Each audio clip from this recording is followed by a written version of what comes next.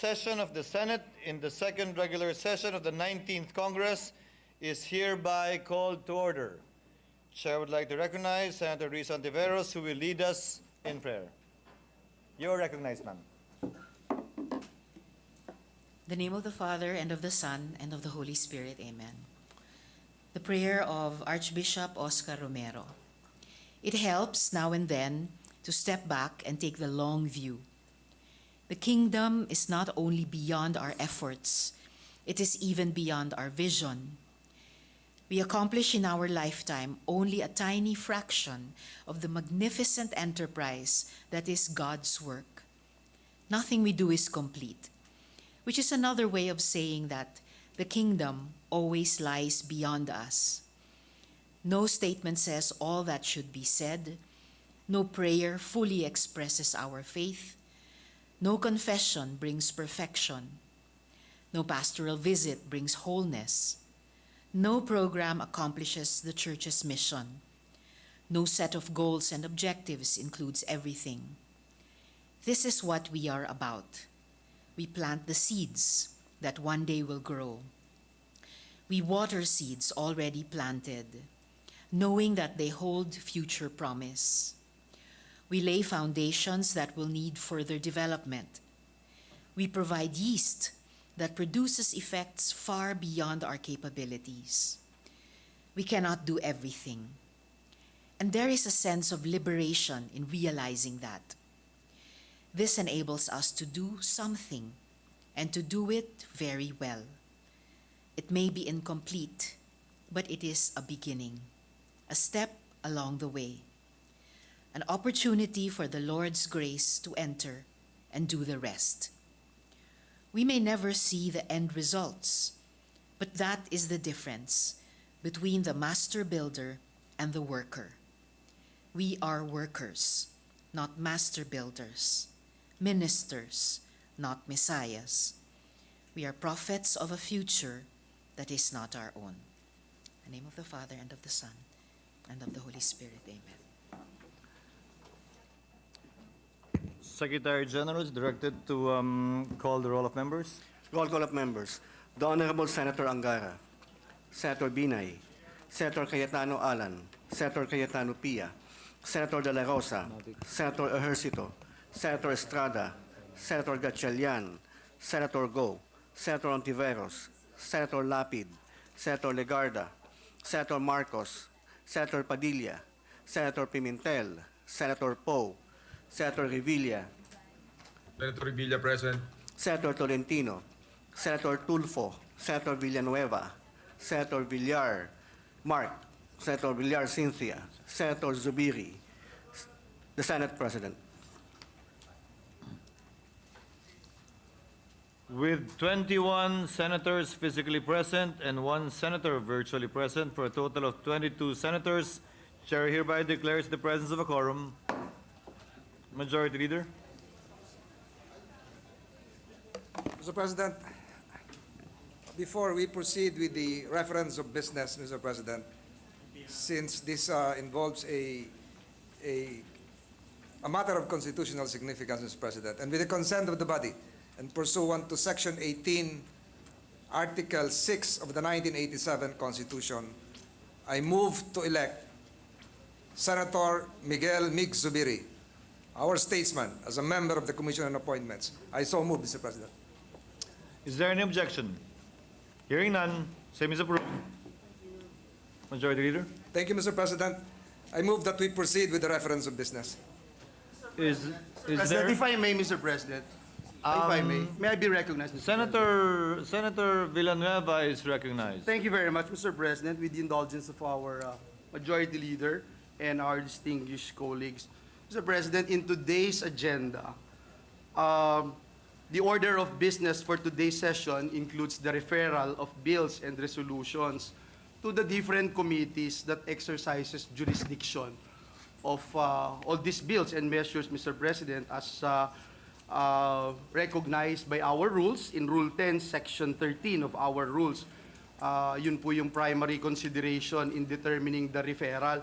May I remind the body, Mr. President, that the leadership of various committees are currently vacant in view of yesterday's resignations. In fact, there are at least 5, 6 committees na wala pong chairmanship. And I would just like again to remind the body, and I'm not raising a point of order, Mr. President, just to be clarified, in Rule 18, Section 50 of our rules, it provides here, Mr. President, that the matters mentioned dun po sa order of business which have to be acted upon by the Senate shall be referred to the proper committee.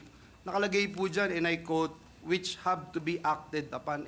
Mr. President, how can the body act on these particular measures in light of these vacancies? I just want to be clarified, Mr. President.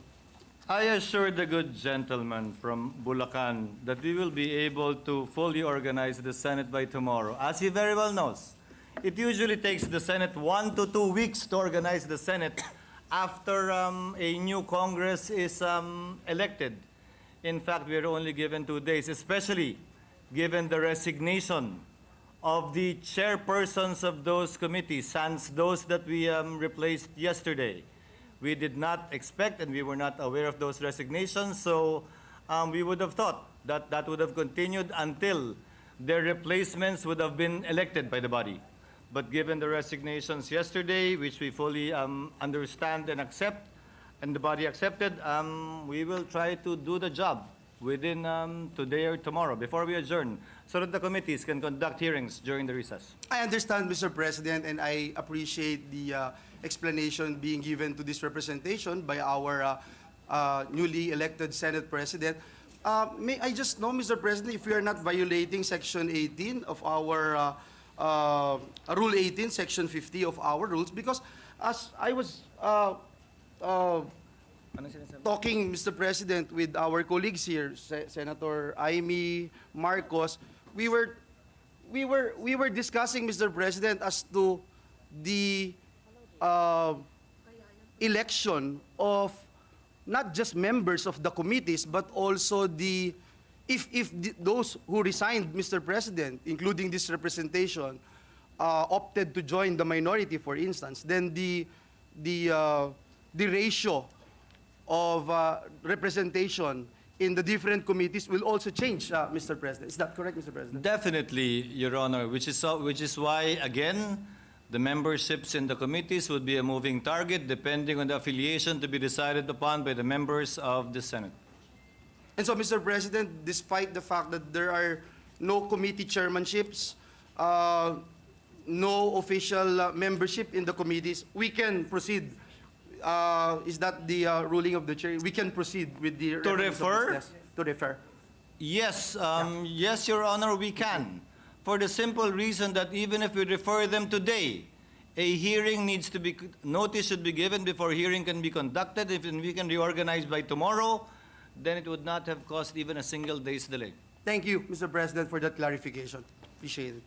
Thank you, Your Honor. And if we do not do that now, Your Honor, pag wala po tayong session, hindi tayo makaka-refer sa mga komite, mas malaking sayang na oras. So habang may plenary session, ma-refer po natin sa mga komite, yung mga nakabinbin na. And that's exactly my point, Mr. President. That I perhaps wanted to emphasize even more what the Rule 18, Section 50 says, which have to be acted upon by the Senate. And that's why I understand, Mr. President, if we can fast-track the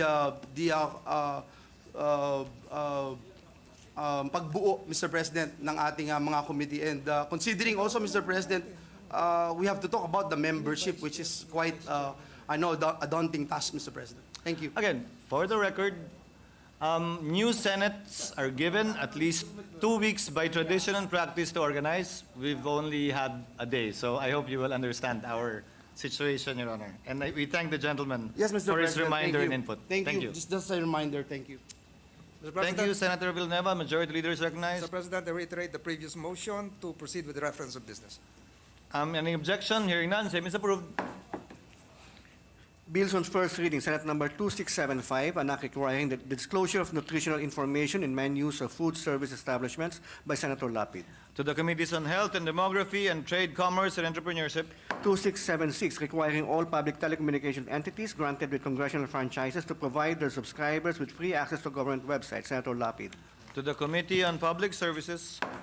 2677, institutionalizing a grant and fee program to incentivize and promote the proper recycling of used computers and the development of a national infrastructure for the recycling of used computers. Senator Lapid. To the Committee on Environment, Natural Resources, and Climate Change. 2678, amending certain sections of RA 2382 as amended, otherwise known as the Medical Act of 1959, and for other purposes. Senator Lapid. To the Committees on Civil Service, Government Organization, Professional Regulation, Health, Demography, and Finance. 2679, allowing foreign nationals to take local licensure examinations for certification purposes, amending for the purpose RA 8981. Senator Lapid. To the Committee on Civil Service, Government Reorganization, and Professional Regulation. 2680, providing for rules on plea bargaining agreement in criminal cases, providing penalties in violation therefor and for other purposes. Senator Lapid. To the Committee on Justice and Human Rights. 2681, promoting entrepreneurship and livelihood for sustainable development, amending RA 11310, institutionalizing the Pantawid Pamilyang Pilipino Program for Peace. Senator Lapid. To the Committees on Social Justice, Welfare and Rural Development, Trade, Commerce, and Entrepreneurship and Finance. 2682, establishing a College of Medicine at the Sultan Kudarat State University, Province of Sultan Kudarat, to be known as the Sultan Kudarat State University College of Medicine, appropriating funds therefor. To the Senator Committees Zubiri. on Higher Technical Vocational Education, Ways and Means, and Finance. 2683, upgrading the Bukidnon Provincial Hospital in the Municipality of Maramag, Bukidnon, into a tertiary level 3 General Hospital to be known as the BPH Maramag, under the control and supervision and management of the DOH, appropriating funds therefor. Senator Zubiri. Session is suspended.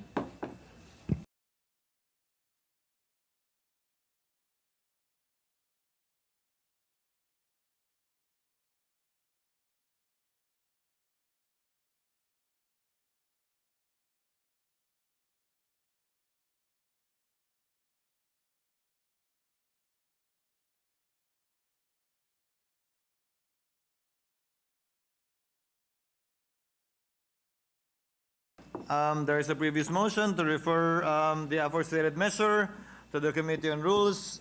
There is a motion to refer the aforestated measure. The same is referred to the Committee on Rules. Senate number 2684, enhancing Philippine tax incentives policy, administration, amending for the purpose section 27, 28, 32, 106, 108, 109, 112, 292, 293, 294, 295, 296, 297, 300, 301, 309, and 311. And adding new sections 295A and 296A in the NIRC of 1997 as amended for other purposes. Senator Zubiri. To the Committee on Ways and Means.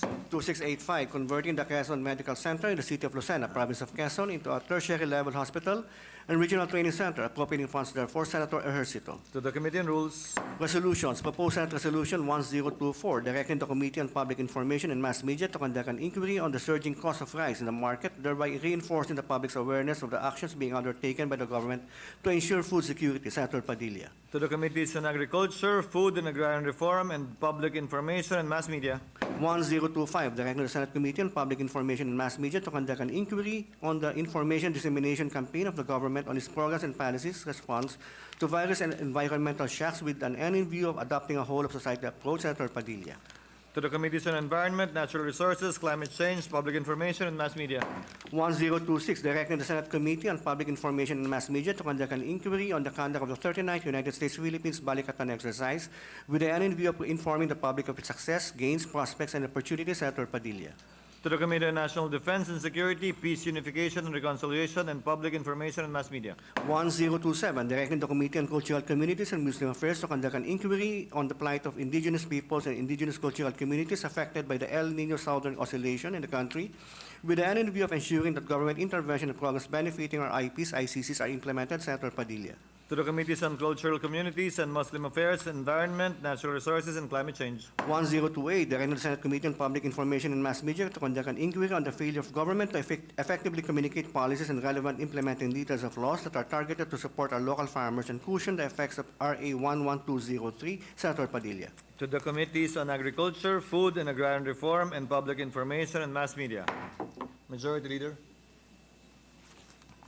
Mr. President, our tradition would require the acknowledgement of guests. Inside this plenary, while they're not physically present in the seats given to them, I'd like to take this opportunity to acknowledge our mayors from Pangasinan, Orbestondo, Aguilar, and mga Tarem, as well as the mayors of Midsayap, North Cotabato, and the mayor of Alitagtag, Batangas, Mr. President. Mr. President, I move that we resume consideration of Senate Bill number 2593. This is the bill on the new Government Procurement Act. I so move, Mr. President. There is a motion. Hearing none. Same is approved. Mr. President, the parliamentary status of the bill is that we are in the period of individual amendments. And with the consent of the body, I move to resume the period of individual amendments using the amended copy of the bill as of May 15, 2024 as our working draft, and to recognize the sponsor of the measure, the Honorable Sani Angara, for individual amendments, Mr. President. The Honorable Sani Angara, with due thanks from the chair, is recognized for finishing up his baby that he started and had painstakingly long hours to craft, develop, and perfect to this stage. You are recognized, sir. I think Yes, Mr. President, just one point of, I am not trying to elicit clarification, but more of education from our good Senate President who trained all of us in the House of Representatives.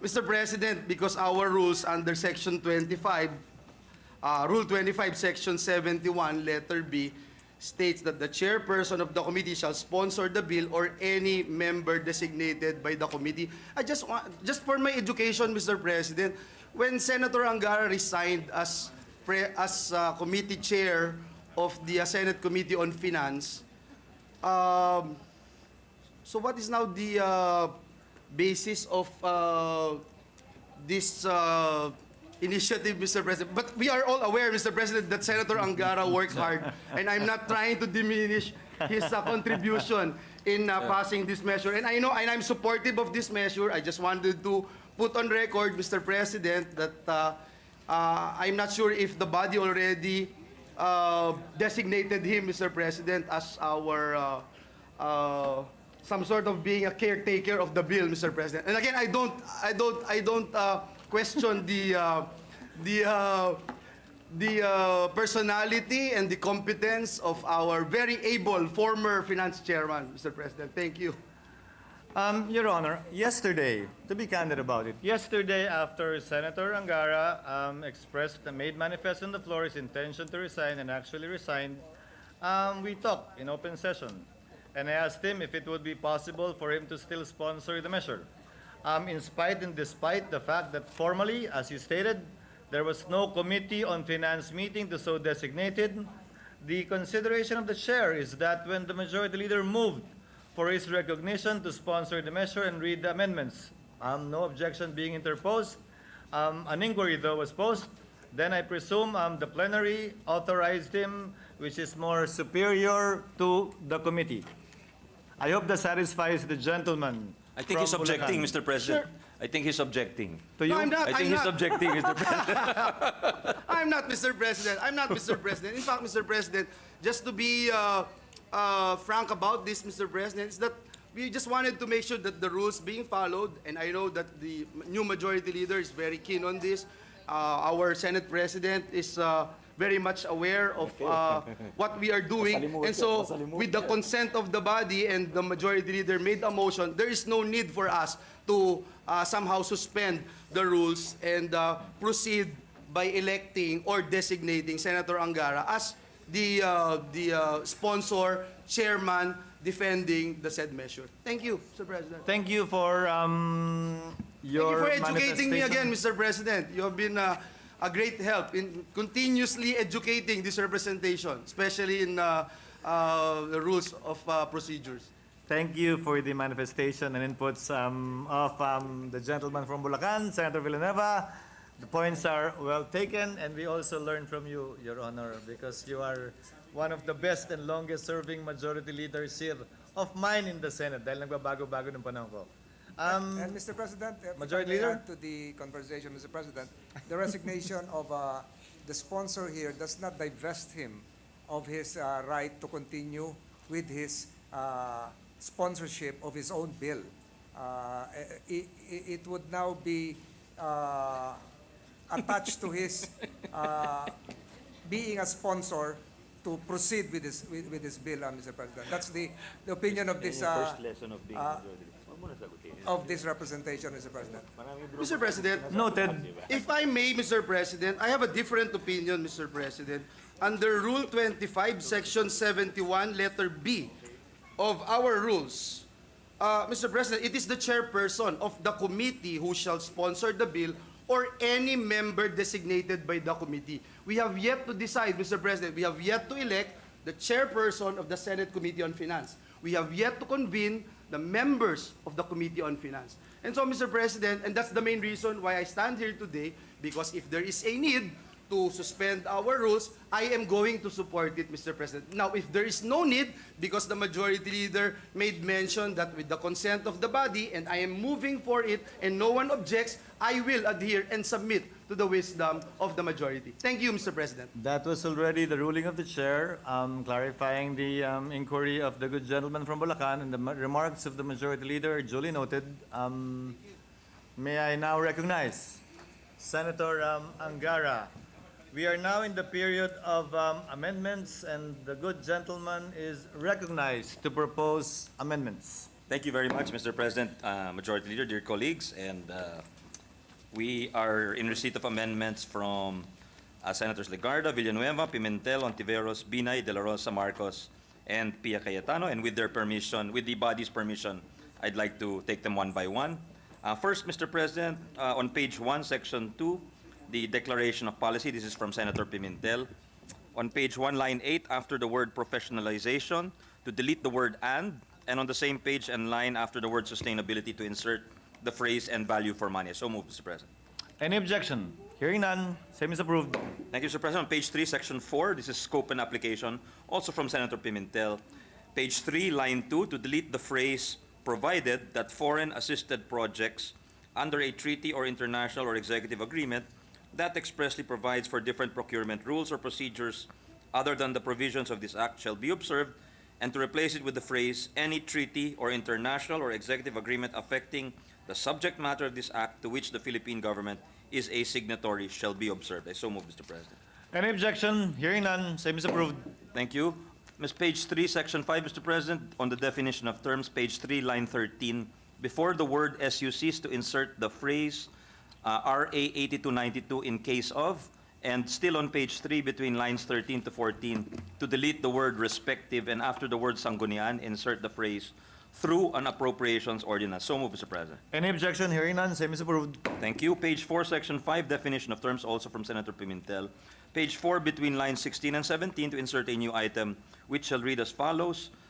Open close parenthesis, financial eligibility refers to having the financial capacity resources to manufacture, distribute, or deliver the goods, infrastructure projects, and consulting services being procured. So move.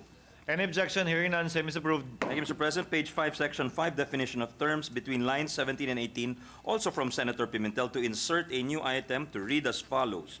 Open close parenthesis, legal eligibility refers to having the legal capacity to act as an entity as evidenced by permits, licenses, and or registrations required by law to engage in the business of manufacturing, distributing, or delivering the goods, infrastructure projects, and consulting services being procured. So moved, Mr. President. Any objection? Hearing none, same is approved. Thank you. Page 6, section 5, letter U, on the definition of terms. This is line 13, to delete the word estate and replace it with the word property. So moved. Any objection? Hearing none, same is approved. Thank you, Mr. President. Page 6, section 5, also on the definition of terms from Senator Pimentel, after line 20, to insert new subsections to be read as follows. Open close parenthesis, technical eligibility refers to having the experience or expertise to undertake the services, manufacture, distribute, or deliver the goods, infrastructure projects, and consulting services being procured.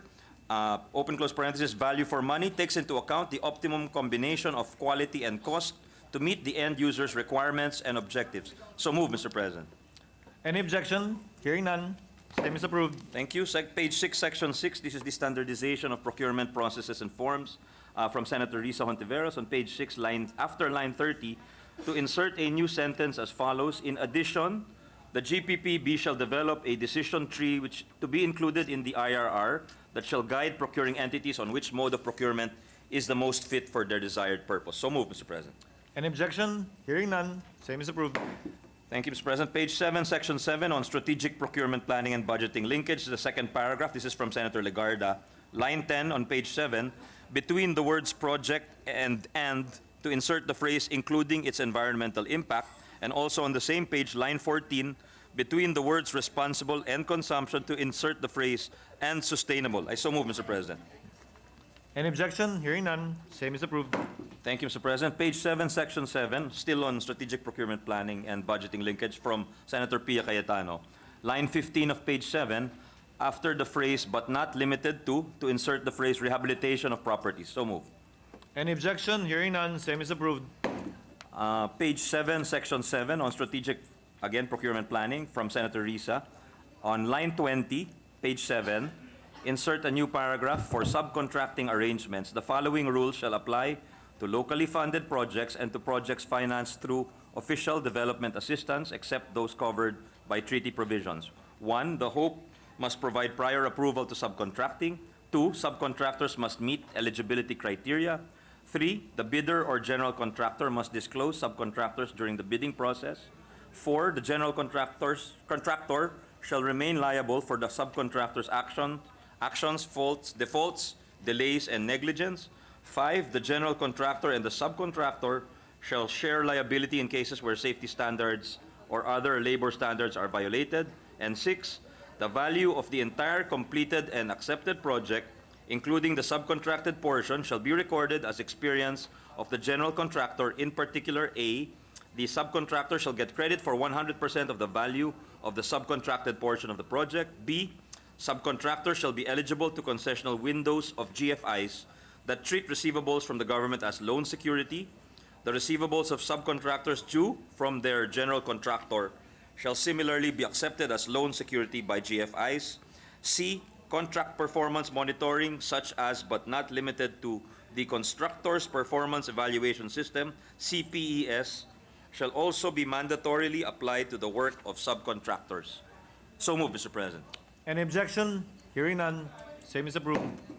On page 7, Mr. President, between lines 20 and 21, to insert a new paragraph which reads, to guarantee the usefulness throughout the whole life cycle of goods to be procured, the procuring entity shall ensure that goods to be procured are brand new, provided that the procurement of second-hand, refurbished, or reconditioned goods, such as military, defense, or law enforcement equipment or materiel, may be considered to secure a contract that is most advantageous to the government, subject to the guidelines to be issued by the DBM and subject to compliance with relevant criteria such as durability, remaining useful life, sustainability, maintenance cost, and warranty. So move, Mr. President. Any objection? Hearing none, same is approved. Thank you, sir. Page 7, Section 7 from Senator Risa Ontiveros on line 24, to replace the phrase to be specified in the IRR with the following, which shall at least include the following: A, name of the project, procurement. B, project management office / end user unit. C, general description of the project / procurement. D, procurement methods to be adopted and indicating if the procurement tasks are to be outsourced. E, criteria for bid evaluation. F, time schedule. G, source of funds. And H, approved budget for the contract. I so move, Mr. President. Any objection? Hearing none, same is approved. Next is page 8, line 2, Mr. President. Before the word have, this is from Senator Legarda and Senator Pia. Before the word have, to insert the phrase, which shall consider, among others, the impact on the environment. And on the page, the same page 8, between lines 5 and 6, to insert a new paragraph, procuring entities may consider architectural design that is well curated and aesthetic to ensure that the infrastructure project not only meets functional requirements, but also contributes to its overall appeal and architectural integrity. I so move, Mr. President. Any objection? Hearing none, same is approved. Thank you, Mr. President. Page 8, Section 9 on multi-year contracting from Senator Legarda. This is line 6, page 8. Remove the words constitutional offices and replace it with the word including. And on the same page, line 7, to remove the words projects or activities and replace it with the words activities and projects. And on the same page, on line 8, remove the phrase entering into contracts and replace it with the phrase the commencement of any procurement activity. And lastly, still on line 8, to delete the phrase covering the full contract cost, and on line 9, delete the phrase the procurement of. I so move, Mr. President. Any objection? Hearing none, same is approved. On page 8, line 9, after the word projects, to insert the phrase provided that for multi-year projects to be funded from internally generated income of the SUC, the SUC shall secure the prior authority from its board before starting any procurement activities covering the full contract cost. And still on the same page, second paragraph of section 9 on line 10, to delete the word and after the word GFIs, insert the words and SUCs. And on line 11, removing the phrase entering into contracts, replacing it with the phrase commencing any procurement activities. And on line 12, to remove the phrase and proceeding with their procurement and to replace it with the phrase covering the full contract cost. And finally, on line 14, to delete the words provided that. I so move, Mr. President. Any objection? Hearing none, same is approved. Thank you, sir. Page 9, section 11, line 5, Mr. President, to insert the word supplier before the word warranty. So move. Any objection? Hearing none, same is approved. Thank you, Mr. President. On page 9, lines 9 to 10, on early procurement activities, to delete the phrase in order to ensure the timely implementation of projects and replace it with the phrase for goods to be delivered, infrastructure projects to be implemented, and consulting services to be rendered in the following fiscal year. So move, Mr. President. Any objection? Hearing none, same is approved. Mr. President, thank you. On line 18, to delete the word execution and replace it with the word possession. So move. Any objection? Hearing none, same is approved. Thank you, Mr. President. On page 9, section 13 from Senator Pia Cayetano, line 24, to delete the words as may be applicable and replace it with the phrase provided that the GPPB shall issue appropriate guidelines on the application of LCCA. So move. Any objection? Hearing none, same is approved. Thank you, Mr. President. If we may now go to page 10, section 15, the engagement of a procurement agent. On page 10, line 2, after the words delegate the, to insert the phrase issuance of award and the. And on page 10, line 11, after the word procurement, insert a new item C, which shall read, the procurement agent should be another government agency expert in the field which is the subject of procurement. This shall be expressly provided in the memorandum of agreement with the procuring entity, and to renumber the succeeding items accordingly. That's from Senator Ontiveros. And then last, also on line 19, same section, Mr. President, after the words procurement agent, insert the words providing the, and after the word details, insert the word of, and lastly, on line 24, to delete the words General Appropriations Act and replace it with Appropriations Law. So move, Mr. President. Any objection? Hearing none, same is approved. Thank you, Mr. President. Page 11, this is a new section on pooled procurement to read as follows. On page 11, after line 7, pooled procurement, procuring entities shall consider the advantages of a pooled procurement mechanism as a procurement strategy by collaborating or consolidating their requirements in a single joint bulk or group procurement in order to achieve greater value for money and procurement efficiency through demand aggregation, improve quality standards by combining technical capacity, and increase availability and secure sustainability of supplies. So move, Mr. President. Any objection? Hearing none, same is approved. Move that we renumber the sections accordingly also, Mr. President. Thank you, Mr. President. On page 11, this is a section on renewal of regular and recurring services. So this is on page 11, right after the new section 17 we just read on pooled procurement, to insert a new section 18 to read as follows. Section 18, renewal of regular and recurring services. The procuring entity may consider undertaking renewal of regular and recurring services to facilitate the immediate implementation of procurement projects. The duration for each renewal contract shall not exceed 1 year. So move, Mr. President. Any objection? Hearing none, same is approved. Thank you, sir. On page 11, section 17, this is from Senator Risa, line 10 of page 11, to replace the word items with goods.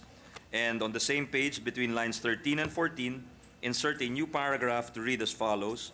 The procuring entity, whenever applicable, shall develop guidelines for its warehousing functions, ensuring auditable systems that promote integrity and efficiency, and shall establish a compliance framework mandating training, audits, and transparent recording. So move, Mr. President. Any objection?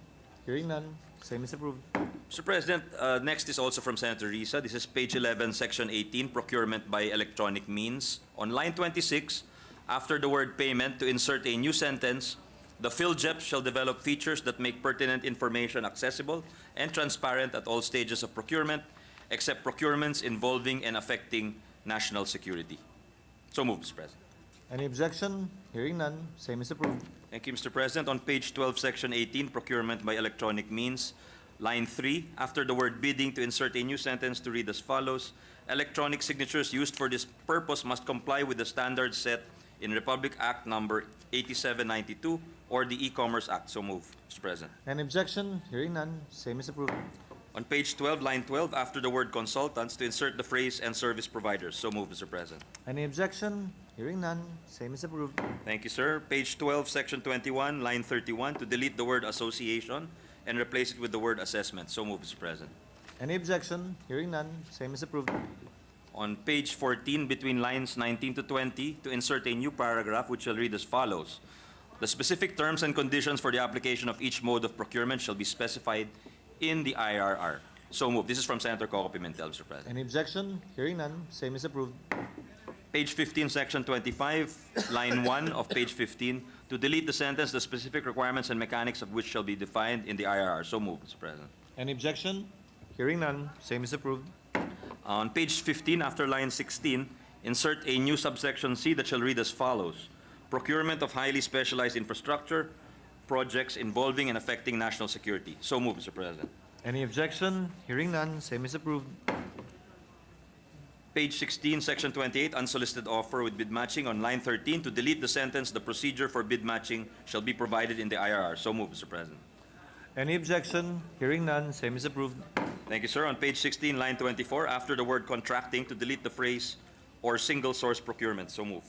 Any objection? Hearing none, same is approved. From Senator Pimentel, Mr. President, page 17, line 11, after the word wherein, delete the phrase when provided for in the APP. And on the same page, line 14, after the word awarded, delete the phrase through competitive bidding. So move, Mr. President. Any objection? Hearing none, same is approved. Thank you, Mr. President. On page 18, section 33E, line 16, after the words infrastructure project, insert the phrase or consulting service. So move. Any objection? Hearing none, same is approved.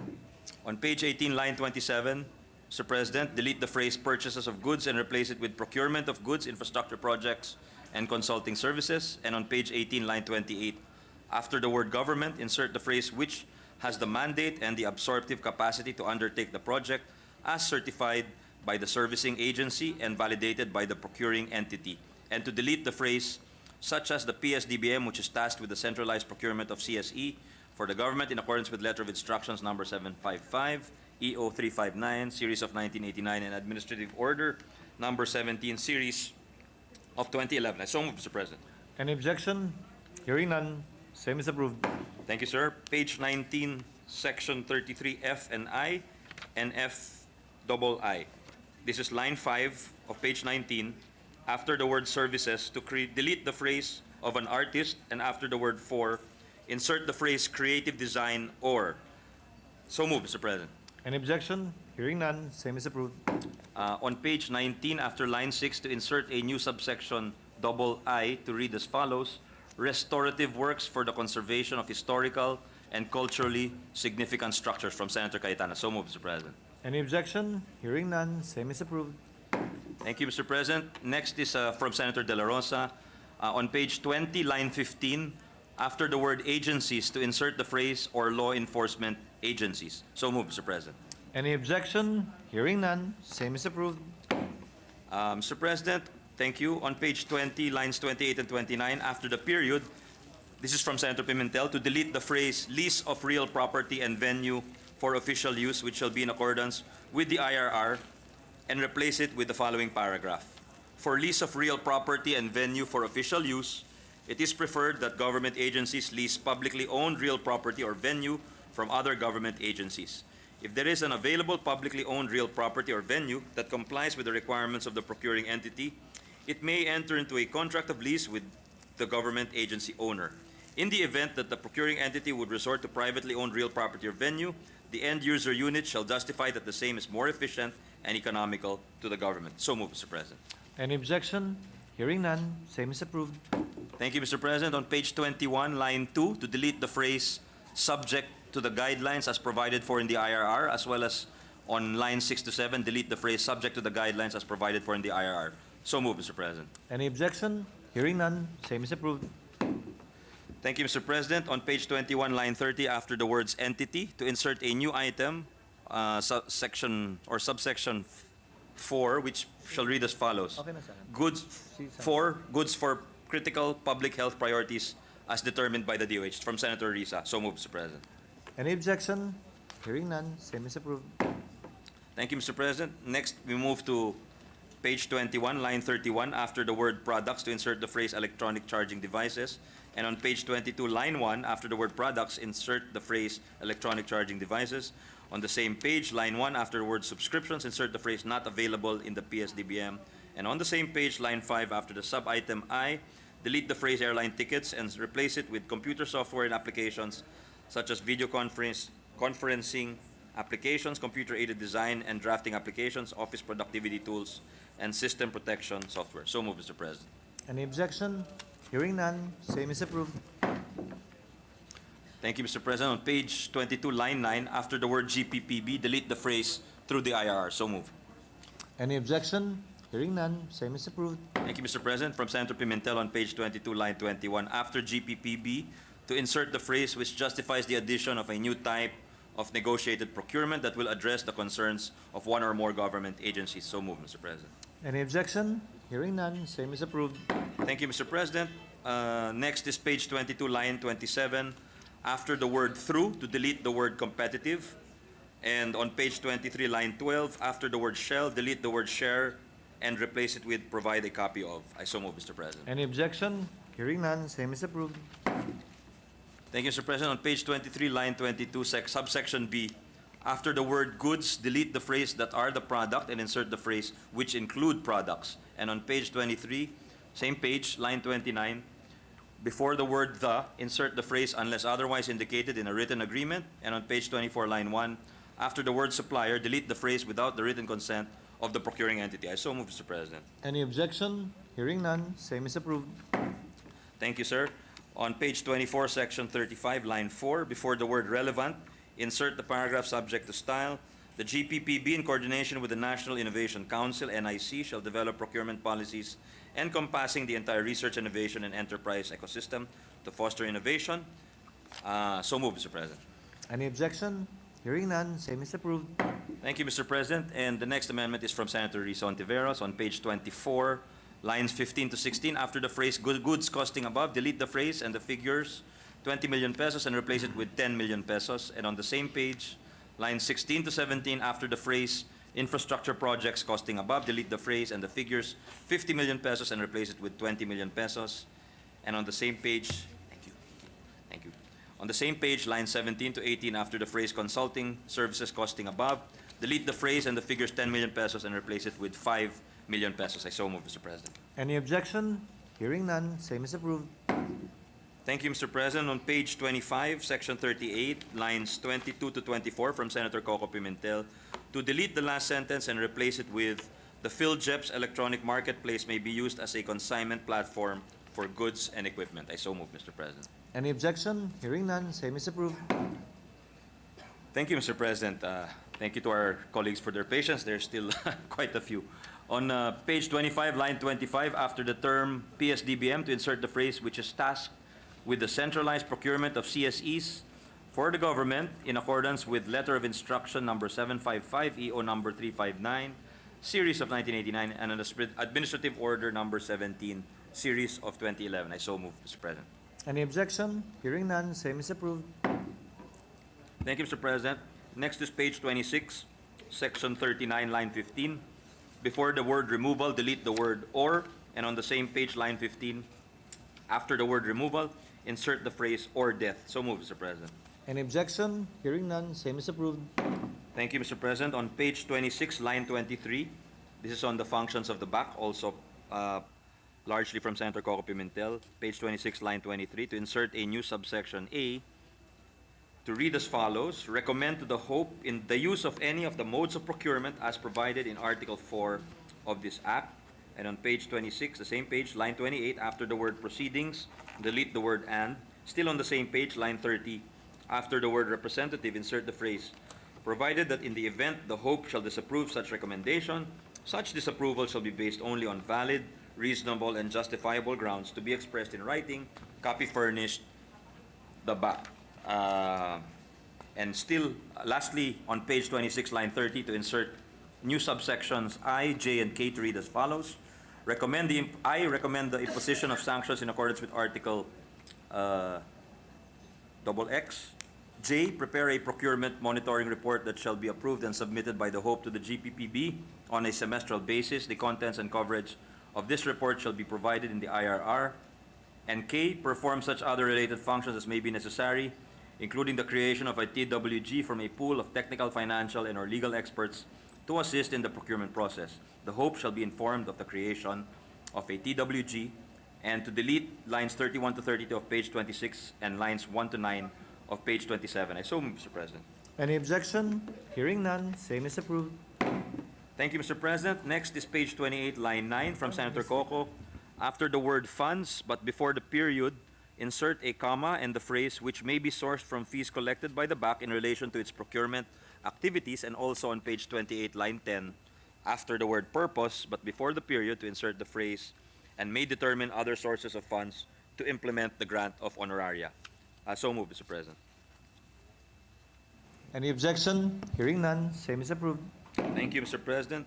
Next is page 28, line 15, after the word procurement, to insert the word practitioner. So move, Mr. President. Any objection? Hearing none, same is approved.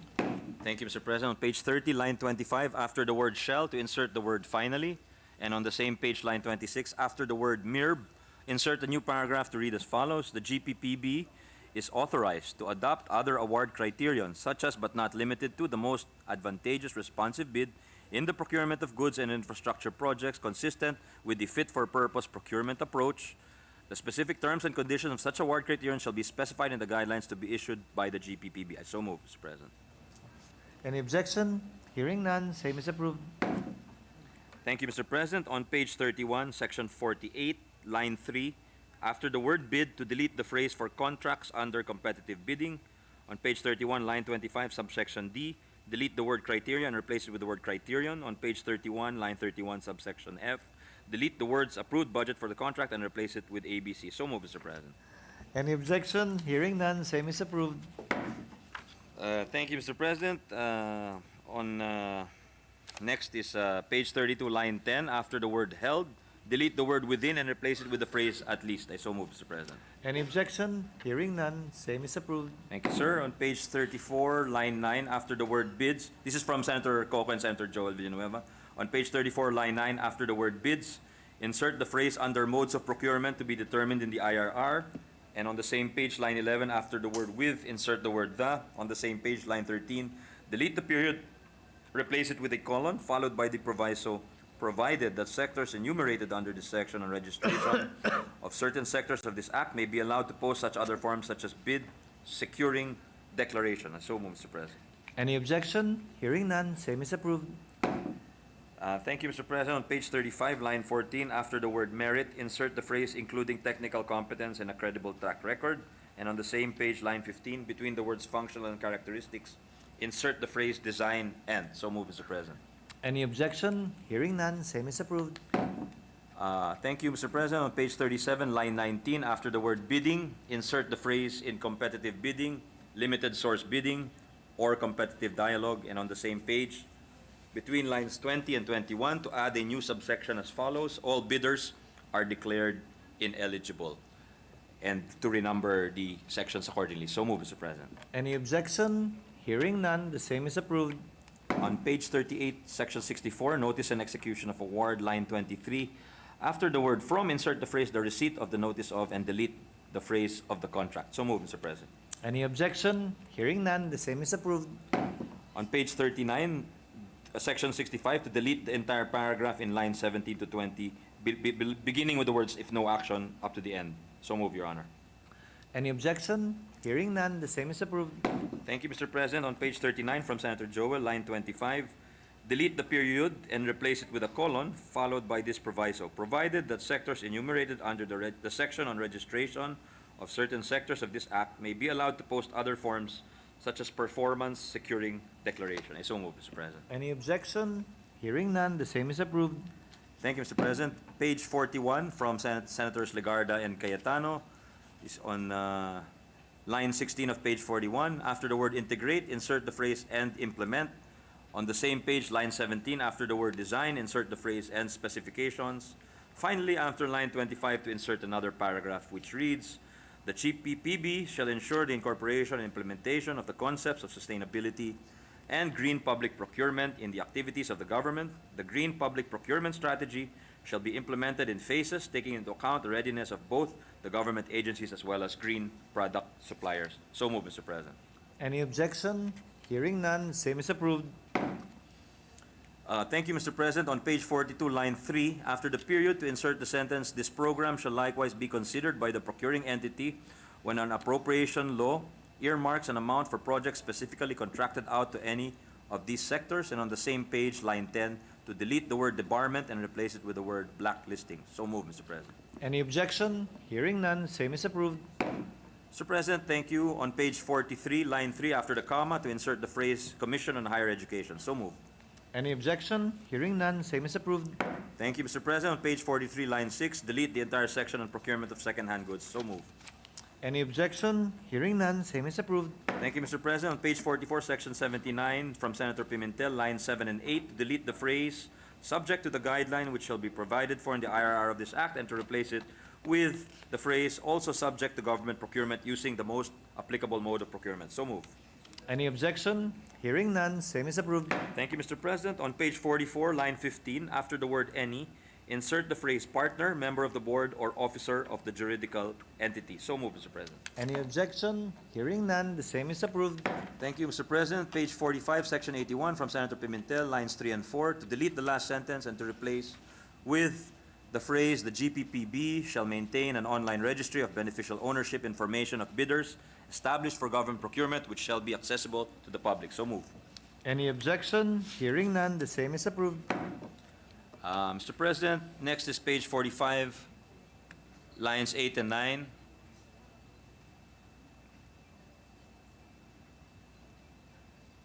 Nancy, akin ba yan?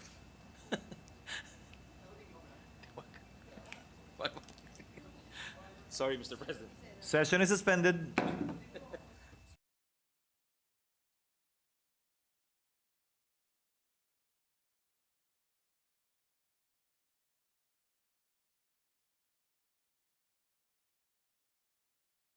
And forbearance, Mr. President. You're more than halfway through. Your Honor. Thankfully, we're a little past the halfway mark, Mr. President. More than halfway through.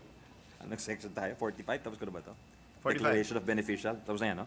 Page 45, section 82, lines 8 and 9, to delete the phrase by filing a verified paper and paying for a non-refundable protest fee, and replace it with the following: for this purpose, the GPPB shall establish an electronic filing system for bidders to submit their protests after paying a non-refundable protest fee via electronic payment channels within the system. On the same page, line 9, between the words fee and insert the phrase which shall be a reasonable amount in proportion to the ABC but not to exceed 5 million pesos. Also on the same page, line 11, after the word IRR, delete the period and replace it with a colon followed by the proviso, provided, however, that a prior request for reconsideration should have been filed by the party concerned to the back, and the same has been resolved.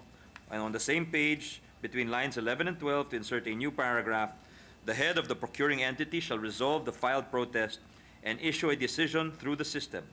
If a bidder chooses to appeal the decision, it can do so before the Government Procurement Adjudication Tribunal, utilizing the same filing system. I so move, Mr. President. Any objection? Hearing none, the same is approved. Thank you, Mr. President. On page 45, delete lines 19 to 22 and replace it with the following paragraphs. The regional trial court shall have jurisdiction over final and executory decisions of the Hope. Court action shall be governed by Rule 65 of the 2019 amendments to the 1997 Rules of Civil Procedure, and in cases where the amounts are in excess of the specified thresholds, the decisions of the Hope shall become final and executory 10 days after receipt of a copy thereof by the parties, unless within the same period an appeal to the Government Procurement Adjudication Tribunal has been perfected. I so move, Mr. President. Any objection? Hearing none, the same is approved.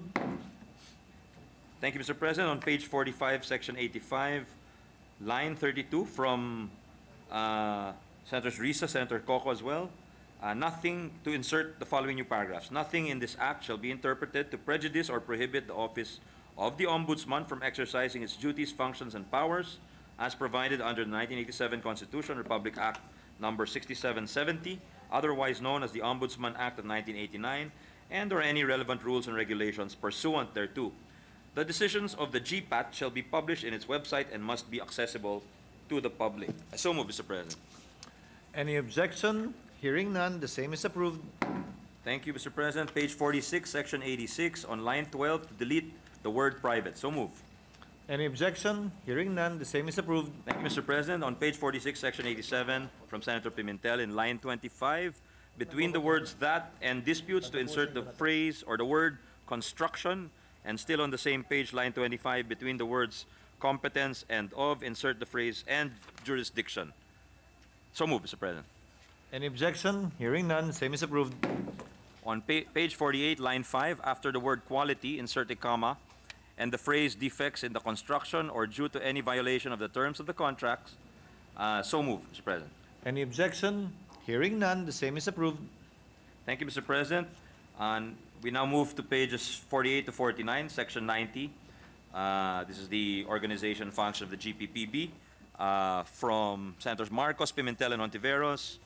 Page 48, line 15, between the period and the article "the," to insert the following paragraphs. The Government Procurement Policy Board, GPPB, shall be the central body that sets strategic directions and makes policy decisions regarding all matters affecting public procurement, having due regard to the country's regional and international obligations, and is tasked to lead the nation's efforts in advancing public procurement reforms in accordance with this act. The board shall A, formulate and amend whenever necessary the IRR of this act, associated issuances and government procurement manuals, Philippine bidding documents and standard forms for procurement, and issue policy papers to ensure that the procurement process is streamlined and responsive to the needs of the government. In line with its digitalization efforts, the GPPB shall establish an online automated process to provide timely responses to inquiries related to the implementation of this act. B, establish and implement the professionalization program provided in this act. And C, establish and implement a strategic procurement monitoring program that uses data analytics to enhance procurement planning and evidence-based policymaking as provided under the section on procurement data analytics. And on the same page, line 18, to delete the phrase "head of agencies." And on line 19, same page, delete the words "finance" and "trade and industry." And on line 20, before the word "interior," insert "national defense education," and after the word "PSDBM," insert the word "transportation." On line 22, after the period, insert the sentence, "The GPPB may invite a representative from the Commission on Audit to serve as a resource person." Still on the same page, Mr. President, to delete lines 23 and 24. And on line 25, delete the first sentence and replace with, "In the performance of its functions, the GPPB shall be supported by a Technical Support Office, TSO, an attached agency to the DBM." On line 26, delete the phrase "an executive director" and replace it with "a director general with a rank." And on the same line, delete the phrase "the rank of." And on line 27 of the same page, delete the phrase "executive directors" and replace it with "director generals with a rank." And on the same line until line 28, delete the phrase "the rank of." On line 28, after the word "secretary," insert the phrase "to be appointed by the President as endorsed by the Secretary of the DBM, all of whom should be." On line 29 to 30, after the word "integrity," delete the phrase "to be appointed by the President of the Republic of the Philippines as recommended by the chairperson of the GPPB," and replace it with "the Secretary of the DBM shall appoint the officials and employees of the TSO for ranks lower than the Deputy Director General." And same page, lines 30 to 32, delete the sentence, "The GPPB shall determine the organizational structure and staffing pattern of the TSO, subject to the evaluation and approval of the DBM." On page 49, line 9, delete the phrase "sectoral groups such as," and on line 12, delete "others" and replace with "other sectoral groups." I so move, Mr. President.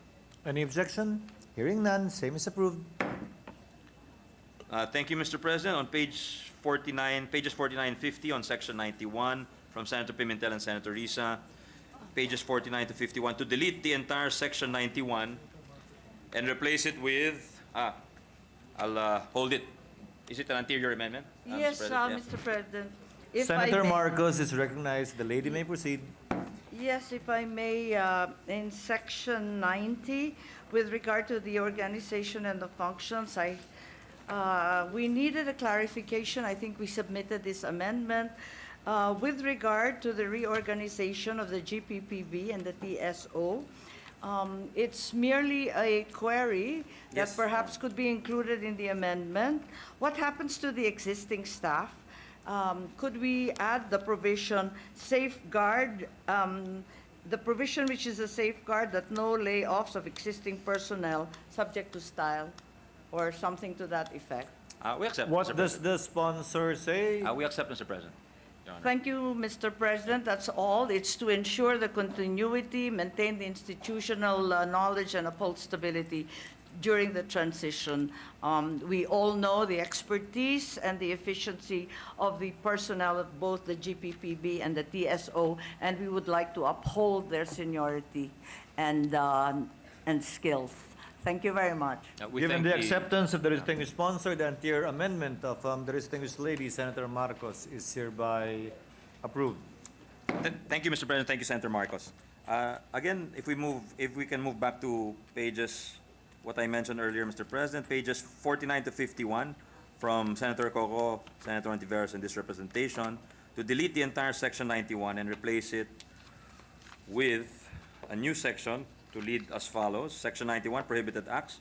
The following acts committed by public officers are prohibited: opening any sealed bid, including but not limited to bids that may have been submitted through the electronic system, and any and all documents required to be sealed or divulging their contents to any prospective bidder, person, or any party having direct or indirect interest in the project to be procured prior to the appointed time for the public opening of bids or other documents. B, delaying without justifiable cause the screening for eligibility, opening of bids, evaluation, and post-evaluation of bids, and awarding of contracts beyond the prescribed periods of action provided for in the IRR. C, unduly influencing or exerting undue pressure on any member of the BAC or any officer or employee of the procuring entity to take a particular bidder, or allowing oneself to be unduly influenced or pressured. D, splitting of contracts which exceed procedural purchase limits and competitive bidding. E, abusing the exercise of the power of the hope or his or her duly authorized representative to reject any and all bids with manifest preference to any bidder. F, simulation of procurement eligibility requirements or strategic procurement planning activities. G, all other acts or omissions with the intention of not complying with the mandatory provisions of this act. So moved, Mr. President. Any objection? Hearing none, same is approved. Thank you, Mr. President. On page 51, after line 21, to insert a new section to read as follows. Section blank with a number, administrative liability of public officers without prejudice to the criminal and civil liabilities under Republic Act 3019, otherwise known as the Anti-Graft and Corrupt Practices Act, and other penal laws. Any person found to have committed any of the acts in the preceding section shall be liable administratively with all the accessory penalties for government employees, even if no criminal prosecution is instituted against him. I so move, Mr. President. Any objection? Hearing none, same is approved. Mr. President, on page 51, after line 24, to insert a new paragraph which reads, notwithstanding Article 22 of the Revised Penal Code or any law to the contrary, the administrative, civil, and/or criminal liability of any person, corporation, or any other entity for any unlawful act committed prior to the effectivity of this act shall not be diminished, modified, nor affected in any way by its enactment. So moved, Mr. President. Any objection? Hearing none, same is approved. Thank you, Mr. President. On page 51, line 25, to delete the word hope and replace it with the phrase head of agency. And on the same page, line 26, between the words back and if, insert the phrase and other officials and employees involved. So moved, Mr. President. Any objection? Hearing none, same is approved. Thank you, Mr. President. On page 52, section 94, line 3, to delete the words as well as removal of administrative investigation. So moved, Mr. President. Any objection? Hearing none, same is approved. Thank you, Mr. President. On page 52, before line 18, insert a new section which shall read as follows. Section, administrative liability of private entities without prejudice to criminal and civil liabilities under this act and applicable laws, including their accessory penalties. If any, administrative liability attaches to private entities such as suppliers, contractors, or consultants that are subjected to any of the following penalties. Any appropriate corrective measure, depending on the severity of the offense, considering its disadvantages to the GOP, shall be imposed in accordance with the guidelines of the GPPB. B, suspension shall be imposed for offenses committed under Section XX of this Act. Thus, the entity is prohibited from participating in any procurement of the procuring entity concerned for a given period Or C, blacklisting shall be imposed in case offenses occur under sections, just place the appropriate number, Your Honor. Consequently, the entity shall be disqualified from participating in all government procurements for a given period or perpetually, as the case may be. I so move, Mr. President. Any objection? Hearing none, same is approved. Thank you, Mr. President. On pages 52 to 53, to delete the entire section 97 and replace it with a new section as follows. Section with the number, imposition of suspension. The Hope, subject to the authority delegated to the BAC, if any, shall impose the penalty of suspension for 1 year for the first offense and suspension of 2 years for the second offense, for any of the following offenses. A, refusing or failing to post the required performance security within the prescribed time. B, withdrawing a bid or refusing to accept an award, or refusing or failing to enter into a contract with the procuring entity without justifiable cause. After the approval of the Hope for having been the declared LCRB, MEARB, or HRRB, as the case may be. C, refusing to clarify or validate in writing its bid during post-qualification within a period of 7 calendar days from receipt of the request for clarification. D, causing the delay without justifiable cause of the screening for eligibility, opening of bids, evaluation, and post-evaluation of bids, and awarding of contracts. E, for the renewal of contracts for regular and recurring services, refusal of the service provider to accept the notice of renewal or failure to submit its updated documentary requirements for the renewal of contract without any justifiable reason. F, delivering of goods of unsatisfactory or inferior quality as may be provided in the contract. G, rendering poor performance by the consultant of one's service. Poor performance shall be as follows.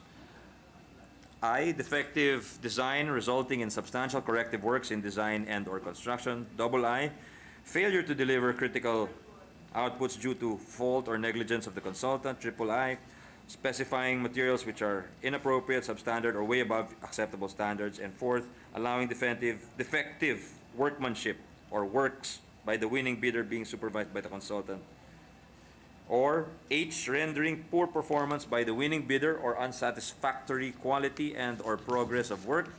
Poor performance shall be as follows. Negative slippage of 15% and above within the critical path of the project, due entirely to the fault or negligence of the winning bidder. And 2, quality of materials and workmanship not complying with the approved specifications arising from the fault or negligence of the winning bidder. Moreover, the bid security or the performance security posted by the entity concerned shall also be forfeited. So move, Mr. President. Any objection? Hearing none, same is approved.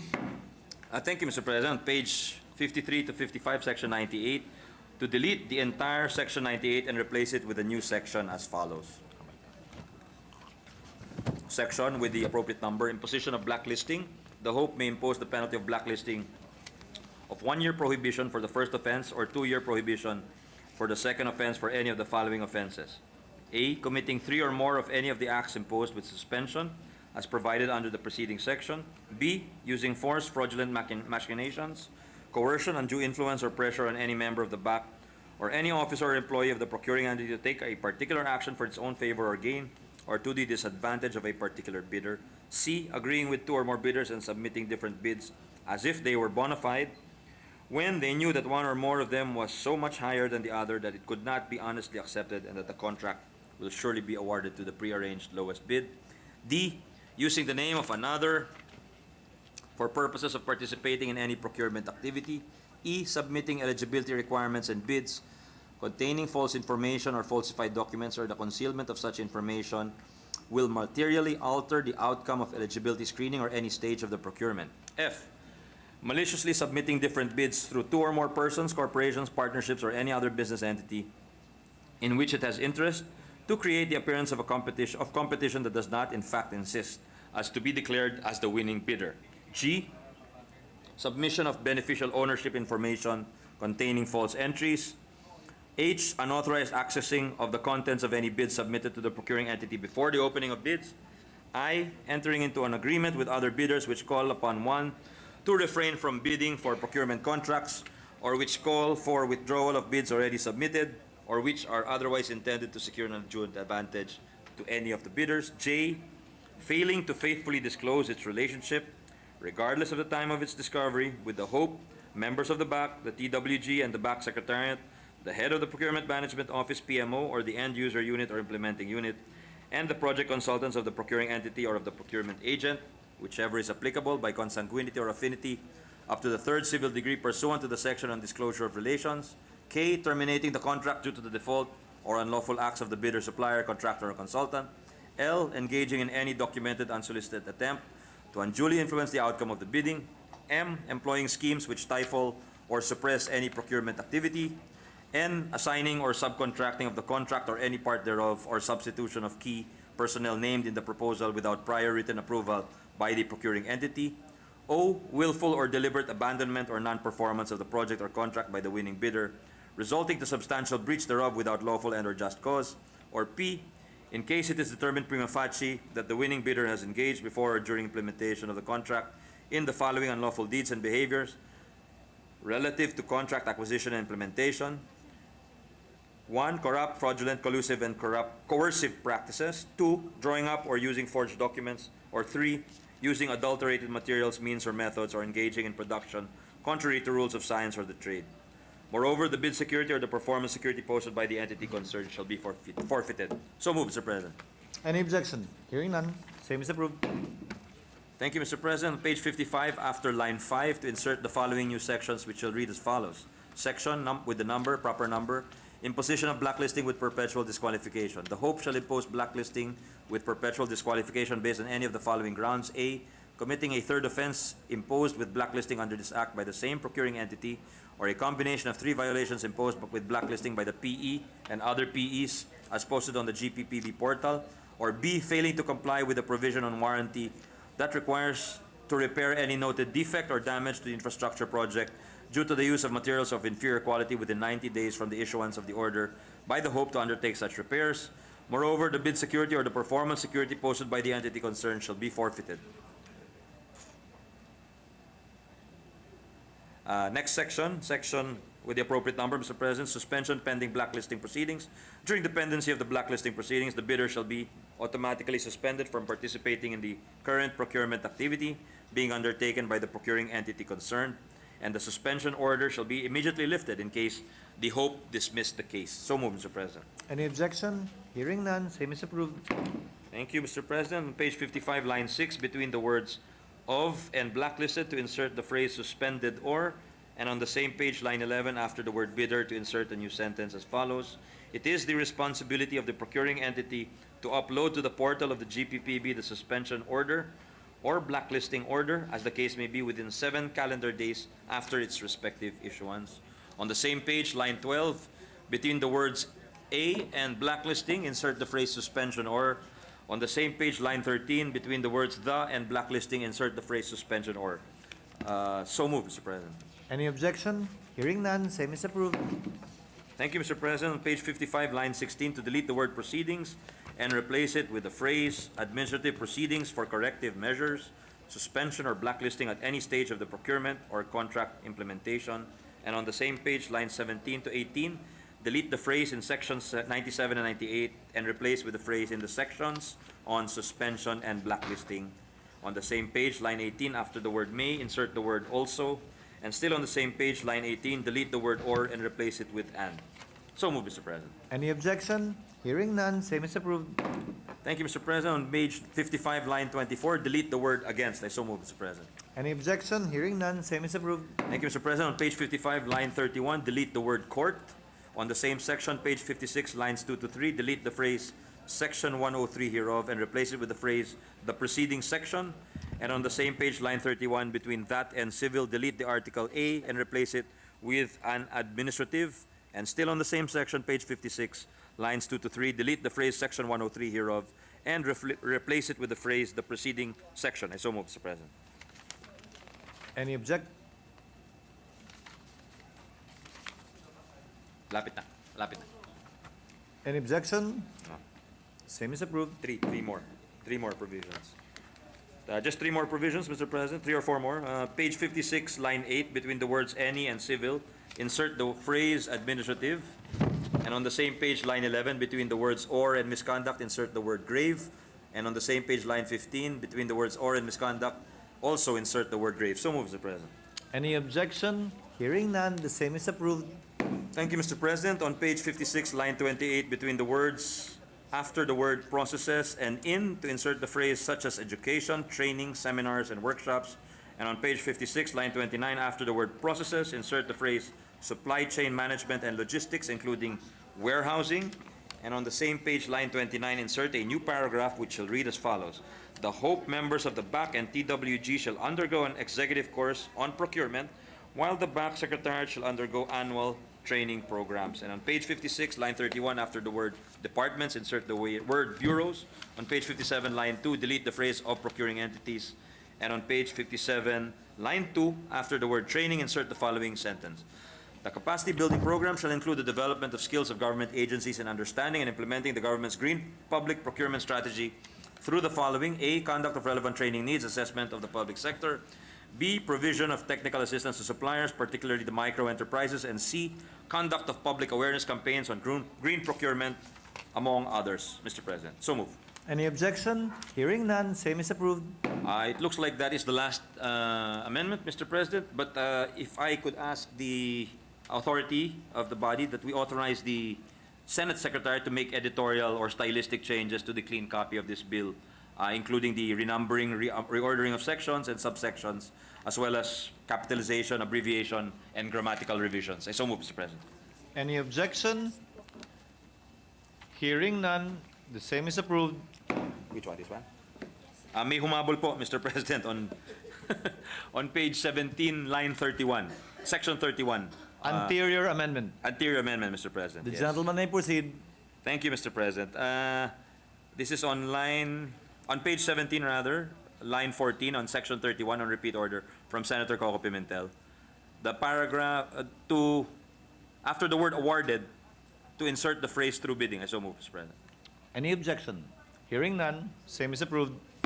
Thank you very much, Mr. President, for being very patient, and to our colleagues also for, we appreciate the patience of the body. Thank you Mr. for President. your steadfastness as well, Senator Angara, for finishing that 45-page individual amendments to this bill.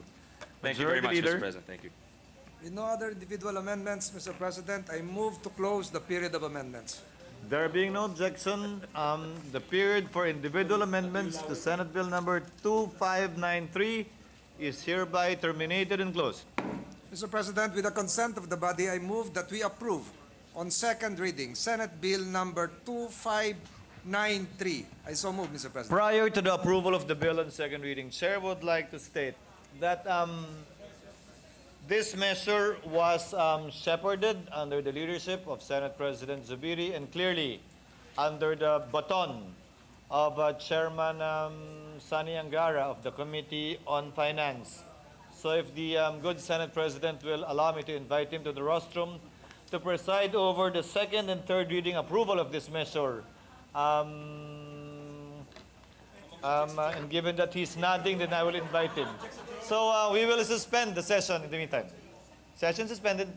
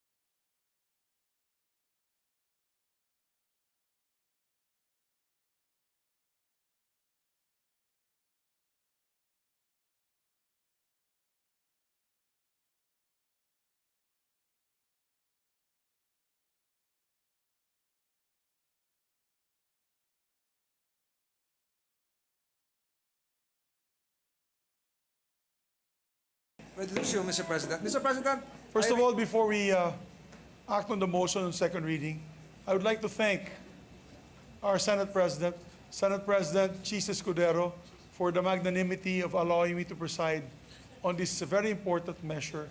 It means a lot to us because, first of all, we started defending this measure several months ago, and I had committed to the President. That we will prioritize this and deliver this this week. So thank you, sir, for allowing me to make this final act of approving this measure, which means a lot to us. So, Majority Leader. Mr. President, I reiterate my previous motion that we approve on second reading Senate Bill 2593. I so move, Mr. President. There being no objection to the motion of Majority Floor Leader, Senate Bill number 2593 is approved on second reading. I believe, Majority Leader, it's a certified measure.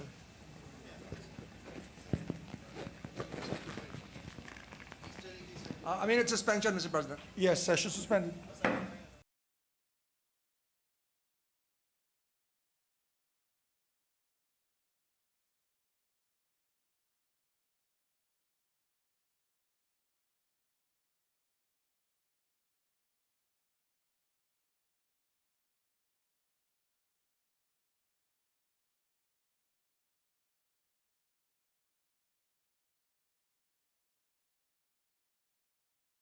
Mr. President, this being a certified measure, I would like to request the Secretary to read the letter of certification from President Ferdinand Romualdez Marcos Jr. Yes, we ask the Secretary to proceed with the reading of the certification. Malacañang Palace, Manila, 19 March 2024, Senator Juan Miguel F. Zubiri, Senate President of the Philippine Senate, Pasay City. Mr. Senate President, pursuant to the provisions of Article 6, Section 26, Paragraph 2 of the 1987 Constitution, I hereby certify to the necessity of the immediate enactment of Senate Bill number 2593, an act revising Republic Act number 9184, otherwise known as the Government Procurement Reform Act, and for other purposes. The need to facilitate the passage of this important piece of legislation is imperative in order to address the tedious and prolonged procedure in the public procurement and the need for procurement efficacy. The bill will also remedy the public emergency caused by the gaps in public spending, which hamper the ability of the government to deliver substantial services to the people. Best regards, very truly yours, the President of the Philippines. With that, Majority Leader, may we proceed on the third reading vote? Thank you, Mr. President. With the consent of the body, I move to consider on third reading Senate Bill 2593. I so move, Mr. President. There being no objection, we ask the Secretary to read the title of the measure and proceed with the roll call vote. An act revising Republic Act number 9184, otherwise known as the Government Procurement Reform Act, and for other purposes. Roll call vote. The Honorable Senator Angara. Senator Binay. Senator Cayetano Alan. Senator Cayetano Pia. Senator De La Rosa. Senator Ejercito. Senator Estrada. Senator Gatchalian. Senator Go. Senator Ontiveros. Senator Lapid. Senator Legarda. Senator Marcos, Senator Padilla, Senator Pimentel, Senator Poe, Senator Revilla, Yes. Senator Tolentino, Yes. Senator Tulfo, Senator Villanueva, Mr. President, Senator resounding yes. Senator Villar Cynthia, Senator Villar Mark, Senator Zubiri, Yes na yes. the Senate President. Yes. With 23 affirmative votes, 0 negative votes, 0 abstentions, Senate Bill number 2593 is approved on third reading. Congratulations to the sponsor, Senator Angara, and to all the authors. Thank you, and the Mr. whole President. Senate. Majority Leader, Mr. President, may I just insert my explanation of vote and thank our colleagues and all the resource persons because there were so many people worked on this bill, but I want to mention them, but all my saliva has dried up, and I'd like to just insert it into the record, Mr. President. Thank you. Thank you. We take Sorry, note sir. of the manifestation of the good sponsor. And I believe you want to proceed with the ratification of the bill that I authored on the Sharia courts? Yes, Mr. President. With the but- permission again of the Senate President. Yes. Thank you, thank you. Yes, Mr. President, but before we proceed to the other administrative matters, the Honorable Senator Grace Poe would like to have her guests acknowledged today in the gallery. Students from the Polytechnic University of the Philippines, as well as Mr. Chris Tan. Mr. President, we are in receipt of a bicameral conference committee report on the disagreeing provisions votes of House Bill number 7398. This is the bill on the Southern Luzon State University Catanawan Campus, College of Veterinary Medicine, Catanawan, Quezon. With the permission of the body, may we recognize the chairperson of the Senate panel, the Senate President Francis Escudero, to give us the highlights of the conference committee report. Yes, our former chairman of the Committee on Higher Education, now Senate President Escudero is recognized. May I ask the explanation, to abbreviate the proceedings, Mr. President, may I ask that the explanation be inserted into the records for brevity of the proceedings? I so move, Mr. President. There being no objection to the motion of the Senate President, yes, the gentleman from Cagayan de Oro, our minority leader, is recognized. Let's not start that practice, Mr. President. Let us have reports on the BICAM committee proceedings, Mr. President. Kasi hindi naman kami lahat makasunod doon, Mr. President. Yes, I see an affirmative reaction from the sponsor. We recognize our distinguished Senate President Escudero is recognized.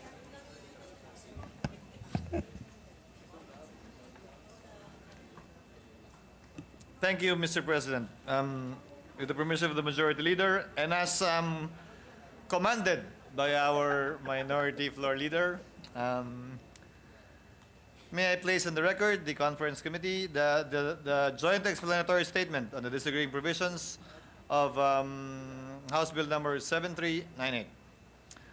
Number one, the conferees agreed to adopt House Bill number 7398 as amended by the Senate as the working draft of the bicameral meeting. Number two, Section 1 of HBN 7398 as amended by the Senate was adopted by both houses, and Section 1 of the reconciled bill, but to change all references to Katanawan to Chaong. Number three, Section 2 of House Bill number 7398 as amended by the Senate was adopted by both houses as Section 2 of the reconciled bill, but to change reference to Katanawan from Katanawan to Chaong. Basically, Mr. President, Your Honor, we are simply changing the location of the veterinary medicine campus from Katanawan to Chaong. Ang laman po nung lahat ng bill pareho na maliban dun sa lugar. Dahil matapos mag-hearing, nagdesisyon yung mga lokal doon, partikular ang mga opisyal doon na mas bagay at kailangan sa Chaong. Lahat po ng ibang parte ng bill pareho na. I hope that satisfies our minority leader. Yes, our minority floor leader is recognized. Mr. President, so sa pagkakaintindi ko, bale, nang nangyari sa BICAM, lumipat ang location ng veterinary school. So isn't this the essence precisely of the bill, Mr. President? We are establishing a veterinary school in location X. Dito natin diniscuss sa pinasa natin, location X. Ang report ngayon ng BICAM Conference Committee, it's in location Y. So doesn't that change everything, Mr. President? Mr. President, Your Honor, as the good gentleman very well knows, sometimes anything and everything happens in the BICAM, especially with the budget bill. But, Mr. President, it is the position of this representation that the subject matter of the bill is the establishment of a veterinary school. In this case, in a particular town in the province of Quezon.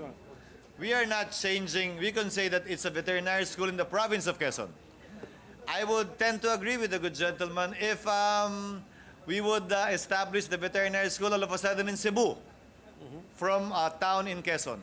But this is merely moving it from one town to another instead of, Mr. President, still retaining it there and perhaps creating more problems after belated input from the locals there. This is a physical school, Mr. President. Yeah, physical. Hindi pa po ginagawa. Gagawin Yes, pa I lang. know, but it's to be physically located in a certain place. So, from location X deals with a different LGU. Location Y, although in the same legislative district, involves another LGU. So yung mga basic tanong natin sa committee level or dito sa plenary, what was the position of the LGU? What was the position of any other official? Baka magbago, Mr. President. So this is not the same thing. This is not a defense of the Senate version, Mr. President. Buti sana kung paiba may konting yung administrative doon, yung sino official doon, but nagbago po ng location eh. We do not even know what is the position of the LGU in the new location. Impossible. Whenever natin natanong, Mr. President. Mr. President, Your Honor, this is a local bill. And my assumption is the member of Congress and the localities of the House and the local government units there would be in a better position than we are. And let me reiterate, Mr. President, with our due request to, and begging the indulgence of the good minority leader, that it is the same province, and I would agree with him, as I said. If we were transferring it to a totally different province altogether or a totally different region altogether, I do not know how far Catanawan is from Quezon, but it is in the same province, Mr. President. And my interpretation, as I said, of this bill, given that I'm the principal sponsor, is that the main subject of the bill is the establishment of a veterinary school, and secondarily in the province of Quezon, and if at all, on a third note, within the municipality of Quezon, and now in the municipality of Catanawan, and now Chao.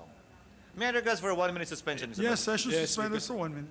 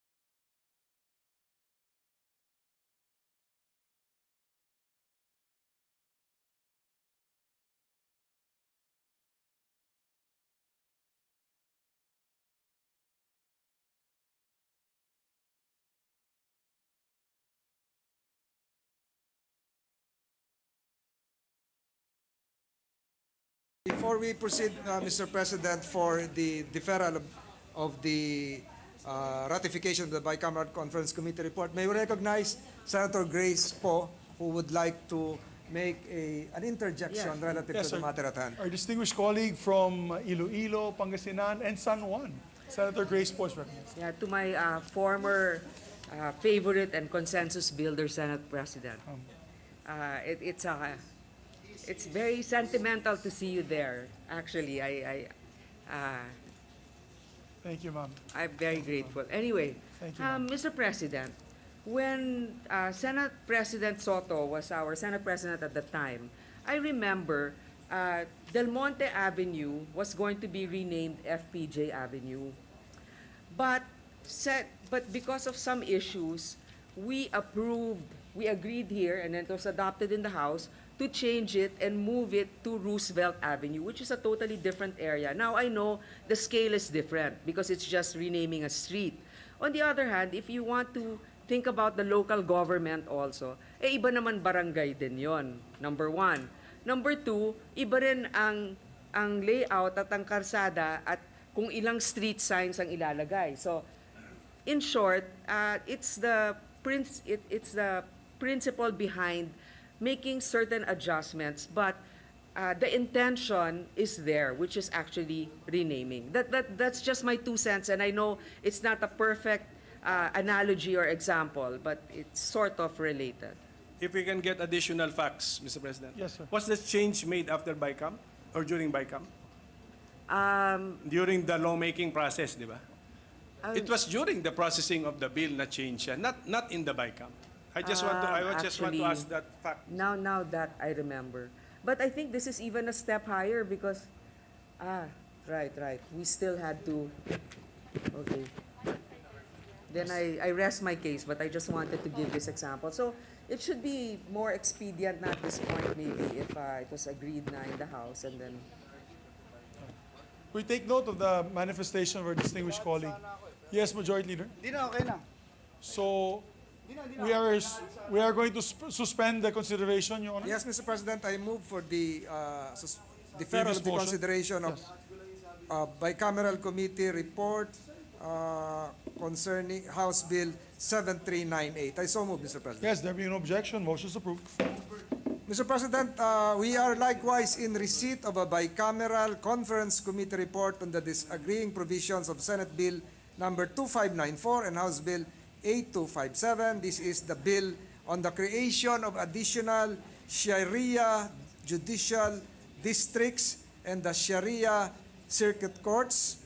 And with the permission of the body, may I be recognized to give us the highlights of the conference committee report, Mr. President. Yes, the sponsor was the former chairman, or is still the chairman of the Committee on Justice, and our majority floor leader is recognized, sir. Thank you, Mr. President. I do know that you really pushed hard for the ratification, for the approval of this creation of Sharia district courts and circuit courts. The Senate version was adopted as a working draft. The bill amends Presidential Decree 1083 known as the Code of Muslim Personal Laws of the Philippines and Batas Pambansa Bilang 129, otherwise known as the Judiciary Reorganization Act of 1980.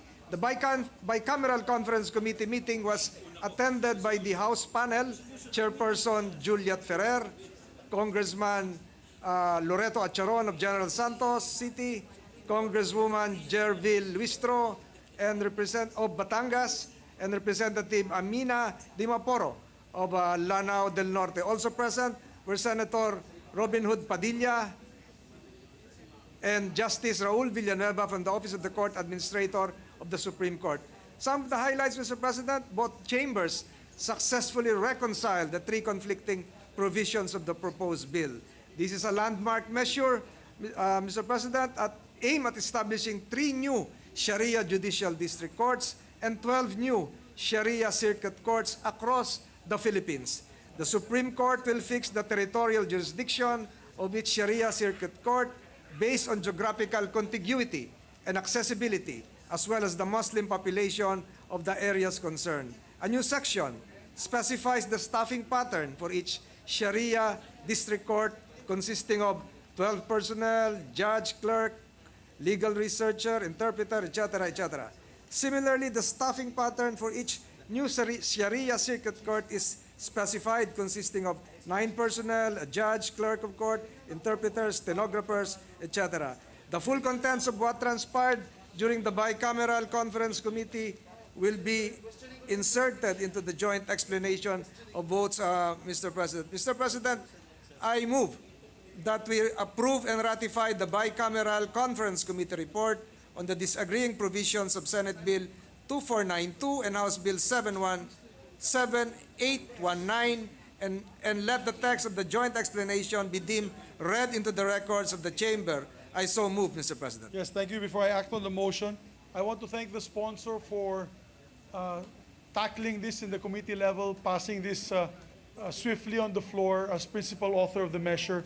And again, I'm honored to preside on approval of this measure, and I thank the Senate President Escudero, for allowing me to preside on this very important measure, which is close to my heart, to add additional Sharia courts all throughout the Philippines para hindi na po sila kailangan pumunta pa sa Cotabato City at sa BARM para mapakinggan ang kanilang mga issues with the Sharia courts.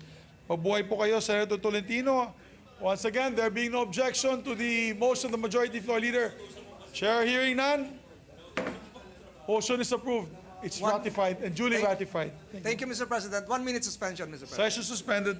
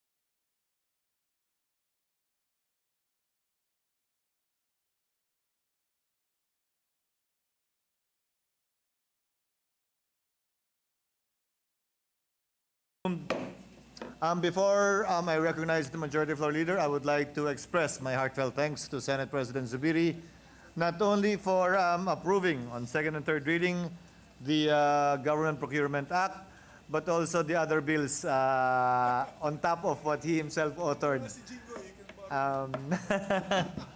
Thank you, sir. Thank you, Senate President Zubiri. Majority Leader is recognized. Mr. President, I move that we dispense with the reading of the journal of the 75th session, Monday, May 20, 2024, and consider the same as approved. There is a motion. Hearing none, the journal of the 75th session, Monday, May 20, 2024, is hereby approved. Thank you, Mr. President. Mr. President, we are in receipt of a letter from the Honorable Senator J.B. Ejercito addressed to the Office of the Senate President, and this would be incorporated into the records of these proceedings, Mr. President, expressing his intention to resign as chairman of the committees on local government, and the other committee is urban planning, housing, and resettlement. Because of this, Mr. President, the positions mentioned are now deemed vacant. For the record, Mr. President. Given the points raised by, before acting on the motion, given the points raised by Senator Villanueva, it is the assumption of the chair that the respective vice chairpersons, in order of seniority, will in the meantime take over the aforestated committees, and the same goes with the other committees that have been vacated, in order to address the concern, and as correctly pointed out by the gentleman from Bulacan. And we are not objecting, Mr. President. Thank you, Your Honor. Majority Leader. Thank you, Mr. President. Mr. President, I move that the Senate do now adjourn until tomorrow, Wednesday, May 22, 2024, at 3 o'clock in the afternoon. Is there any objection? Hearing none, session is hereby adjourned until 3 o'clock in the afternoon of Wednesday, May 22, 2024.